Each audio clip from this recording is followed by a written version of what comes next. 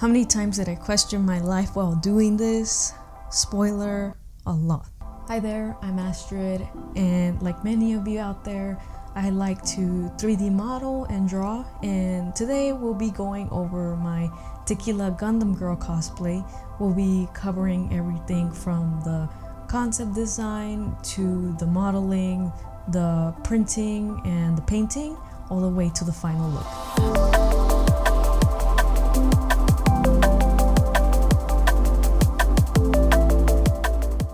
A quick word of note, this is my first time doing in front of camera type of vlog, so if you see any weird jumps and cuts, forgive me. I'm still learning the whole looking at the camera lens for vlogging. It's gonna be going back and forth looking at myself and then looking at y'all. Before jumping into my cosplay, I'll be giving y'all a little bit of background on this project's inspiration. If you're not familiar with Gundam and why this particular Gundam that I cosplayed is stereotypical Mexican mecha, then let me introduce you to Gundam G-Fighter. And I'm reading this based off the Wikipedia. Gundam G-Fighter is a 1994 Japanese animated television series produced by Sunrise and the fifth installment in the long-running Gundam franchise. So, what is this particular Gundam show about? It's basically a timeline where colonies duke it out every 4 years to see whoever is left standing gets to reign over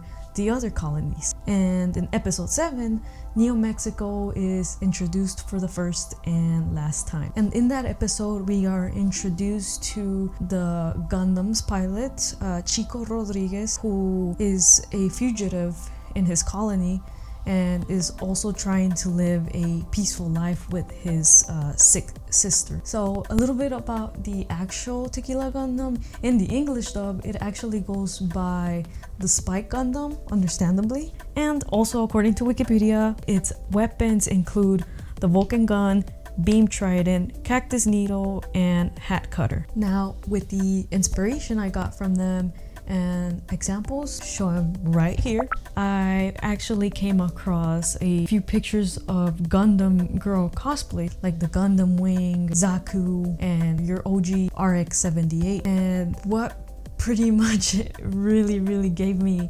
motivation to do this was Tiffany Gordon's cosplay of the Wing Gundam. Really beautiful, really well assembled. I'll leave a link to her account here. She was definitely the biggest guide for this cosplay, as like I said, you'll see in the pictures how janky this thing was, but it was so fun to build, at least in the 3D modeling program I used. But yeah, I had to look somewhere for some type of starting guide or reference to build my cosplay, and I knew pretty much that this was something simple, like your typical Gundam Girl cosplay usually includes a simple suit and just parts of the armor or the mecha base that makes up the Gundam's unique qualities. Now, why the Tequila Gundam?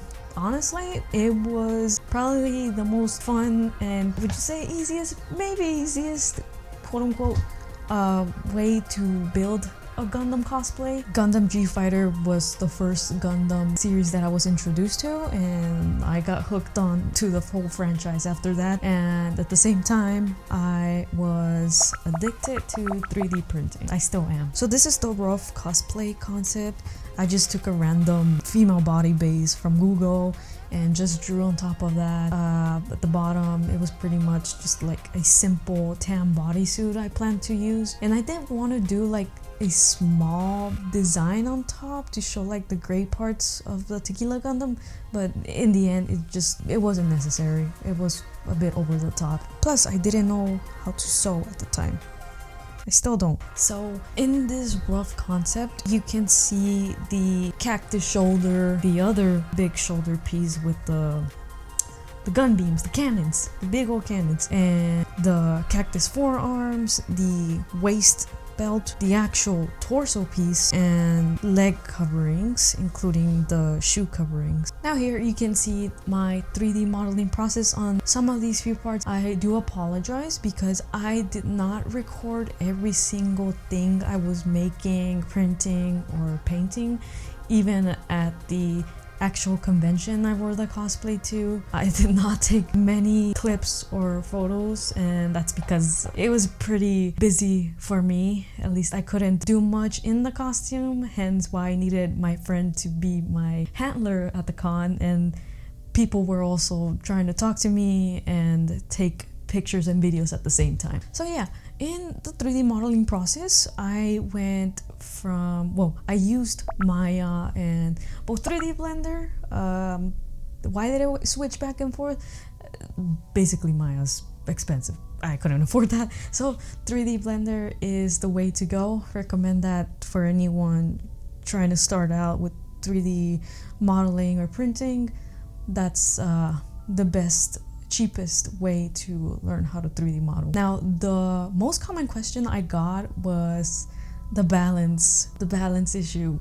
And yeah, that was probably the toughest and most worrisome part for me. Even though it was just a few parts compared to your big old regular Gundam cosplay, it still left that big issue of the balancing the big shoulder part compared to the little cactus shoulder on the other side. And I also had to take into account the comfort. So yeah, this is 3D prints. It's plastic, not your typical EVA foam everyone uses for these type of armored mecha builds. So, and I'll get into why I chose 3D printing everything later. But that was something I really had to account for, just the comfortability, making sure that everything I wore was at least giving me some space to move around with when actually walking around at the convention. When I started modeling every part, I made sure that everything was modeled so that I could be able to apply Velcro strips and the surfaces were flat enough so that I can stick them onto my either my suit or shoes. And to help me with accuracy, I did use a standard female body base 3D model to work off of in Blender. And here you can see how here's some footage of the actual 3D printing process for some of these. The type of filament I used was your typical 1.75 millimeter filament, 0.2 millimeter layer height. I don't remember the brand. I will put it up right here once I search it up again. For sure, I added dowels and pins to make sure the parts that were going to be split would just stick together, just go into each other together. I did still add glue for extra security. And of course, supports depended on each individual part. Moving on to cleaning, sanding, and assembling the parts. Right, so I said I was gonna finish this by nighttime, but it's already nighttime and I wanna just get this done. Okay, so once I had all my 3D prints finished, I made sure I removed any and all supports inside and out of the prints, make sure everything was clean and ready for assembly.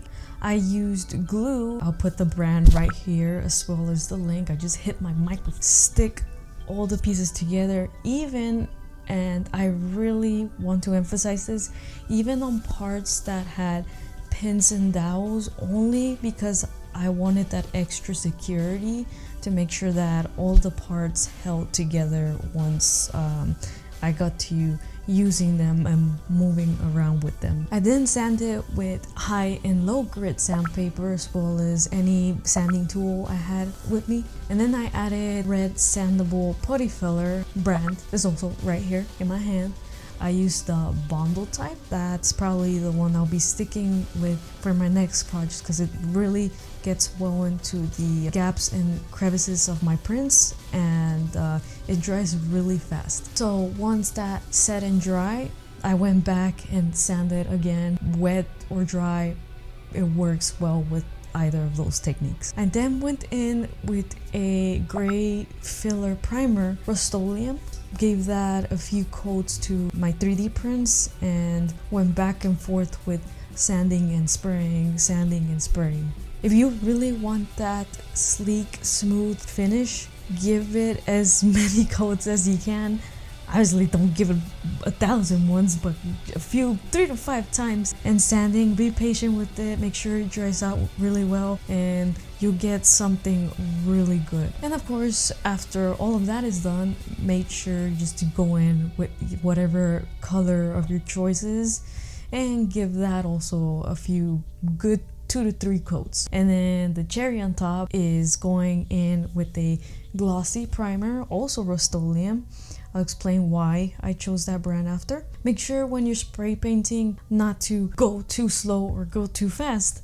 It's like a constant spraying technique that you have to use and get used to, because it's not like painting a canvas. You can't just put your brush on it and just hoping that it'll paint everything like that. You have to go with a few coats, or else it'll be too much on one spot, and once you have everything dried, it'll end up looking really stuffed up, and you could even see layers, ugly layers on top of your prints. Now, why did I choose Rust-Oleum? Simple answer, it's the cheapest and most accessible brand out there. You can easily find that in Home Depot, Lowe's. I got mine from Lowe's. And the Rust-Oleum store has pretty much all the colors you would want. Okay, it's the next day, and looking back at the other videos, I sounded miserable, but now going back, let's just move along. All right, so where were we? Masking. When I started masking my prints, I made sure I spray painted with the colors that were not gonna have the most amount of that color. So let's say for the chest piece of my cosplay, it had brown and just red, I believe. Yeah, brown and red. So I spray painted first that general area where that red triangle is gonna be. And then I went in with some Blue Frog masking tape, which I highly recommend for anyone spray painting, and kind of cut out the shape of the triangle just to cover up the triangle. And once I went in with the brown spray paint for the rest of the chest piece, well, obviously, as soon as you take that mask off, you get that nice triangle shape. But yeah, that's pretty much not much of a complex technique. Would I call it a technique? Not really. It's just really something that's helpful when it comes to painting in different colors for any type of part. And then of course at the end you want to go in and seal the paint with some glossy finish. I used the glossy primer from Rust-Oleum. How did I make all these uncomfortable looking pieces comfortable to wear? So I used sticky Velcro for the arms, legs, shoulders, shoes, the side knobs, and the hip pads, a flexible strap on the actual hip pads, a Velcro strip on the really big shoulder piece, and belt buckles for both the front and back part of the torso piece, and foam padding for the actual sombrero. And this was kind of a last minute decision, only because I always do last minute things. I decided to just print out the lower face portion of the tequila head and just make it into a mask. I cut out like some thin strips of that foam padding I had already and hot glued some really small magnets so that I can attach to other magnets also glued on the sides of the inside of the sombrero. And as you saw a few minutes ago with the initial concept design, under all of this I was gonna wear a tan bodysuit, some elbow length gray gloves, and some comfortable brown office shoes, also all from Amazon. That's my go-to, honestly. And to actually be able to attach all the parts to the suit, I ended up sewing multiple small pieces of Velcro onto the suit and then just stick the parts on. And for the final look, I just had my hair done in a ponytail braid with the simple red laced bow. So for the day of the convention, I bought a 40-inch, probably 30-inch, not that long, little wagon, a portable wagon I could take around because it was too many parts to have on me at the same time. Even for an hour, it got heavy on me, especially that big old left shoulder piece. A lot of people were asking for that, like I mentioned. You can clearly see it in the pictures how it weighed down on me. The actual suit up, I needed help with from my handler, my friend. She helped me put on the pieces during the convention, take them off. But the actual convention itself, oh my god, it was amazing. As soon as I got in there, a lot of people went up to me, surprisingly. That was one thing I was worried about, especially before posting about this project. I didn't know if people were gonna recognize this Gundam, even though it came from a really popular show. I was kind of having doubts at first, but I was proven wrong. As soon as I entered the Gundam base, which is where I wanted to go initially, I was quickly approached by all these Gundam fans, and I was asked for pictures, and it was a lot of great people to meet. And I also created some chibi Tequila Gundam stickers that I ended up handing out to other congoers and Gundam fans. And you can see here I also took pictures at the Gundam base. The best part of the con for me was honestly meeting all these new people. There was a congoer that had a Polaroid camera, and he was pretty much giving people their own little Polaroid photo shoots, and well, he ended up doing one for me, and you can see in the screen here that he gave me this cool little Polaroid for me to take home. So that was pretty cool. I really appreciated that little gesture. And after I had taken off the cosplay, my friend, she went around the artist alley, and she ended up pointing out one of the artists happened to have a Gundam Tequila keychain, and so I went up to this artist, you know, introduced myself and got to chat with him a little bit. I bought his cute Gundam Tequila keychain. Here's a little picture. It's so cute. I have it on my Ita bag of keychains, but I recommend checking out their store. Another cool thing that happened to me after the convention, I had a shop owner reach out to me on Instagram, and they sent me this cool little Tequila Gundam patch. Thank you guys so much for that gift. If y'all want to check out their store, their link is right here by my hands. Another link for y'all.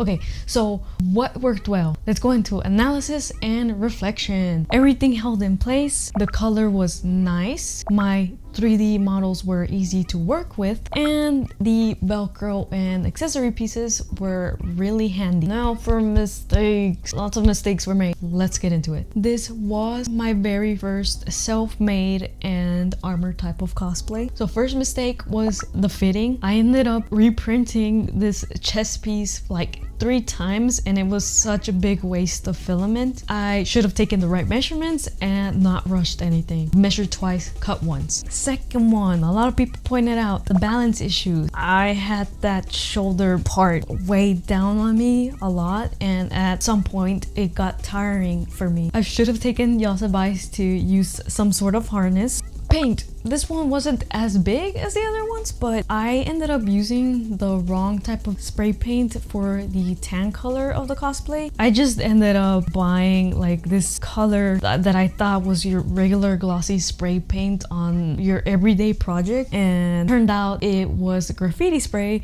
so that's meant for walls. That's why it ended up looking rough and dusty on the Tequila helmet. Here's a close-up shot. You can see how grainy it is. It was coming off, but thankfully it was nothing much of a problem during the convention. It's just next time if I redo this project, it's just gonna have to be with Rust-Oleum brand. And then fourth one probably hurt me the most. I did not prepare myself and figure out how to organize my part into the wagon I took. So as we were already struggling to look for a parking spot that busy Saturday, and it was raining, I took out my wagon from the back of my car and didn't organize organize well my parts, and as I was struggling to pull the wagon, somewhere along the way into the convention, I lost one of those little knobs with the Velcro. And well, the good thing is it's something that I could easily replace, but thankfully it was just that little part and not anything else. So some lessons I learned from this project and some tips for y'all. Make sure to plan out your cosplay right, estimate the cost for the materials you want to use, your time, and the right material to use. Take the right measurements, and if you are going to be 3D modeling anything that's going to be worn, make sure you use some type of body model or reference to guide yourself in order to avoid reprinting and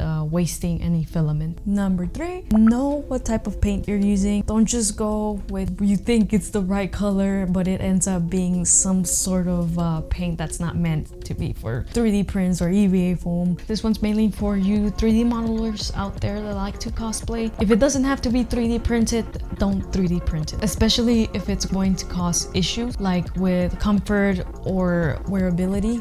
For example, that big shoulder piece and the chest piece, I should have made those parts with EVA foam. Even then, most Gundam cosplays are made with EVA foam, even cardboard. Here's a guy in a Gundam cardboard cosplay, pretty cool. Get a handler if you need one. If it's gonna be something you know you're gonna need help putting on, even if it takes longer, you just can't see, you're definitely gonna need some sort of handler, whether it's a friend or a family member. Just make sure you got someone to help you, or else you're gonna be bumping into people and risking damage to your cosplay. And then last one, don't rush at all. Take time with your cosplay. I considered it an art. It's always been an art for me. Everything people have done, from like Ronald McDonald with the sword to like those really complex Warhammer cosplays, it's a project. Make sure you put your best effort and work into it, and of course just enjoy it. Enjoy the building process. But yeah, that's pretty much it for me in this video. Whatever questions you guys have about 3D printing, cosplay, or even Gundam, just put them down in the comment section below, and I'll be glad to answer those as soon as possible. Comment down below what y'all's favorite Gundam or Gundam cosplay is, and like and subscribe. Check out my other social media accounts, and remember to stay creative, keep creating, and stay cool with each other, especially in these times. But yeah,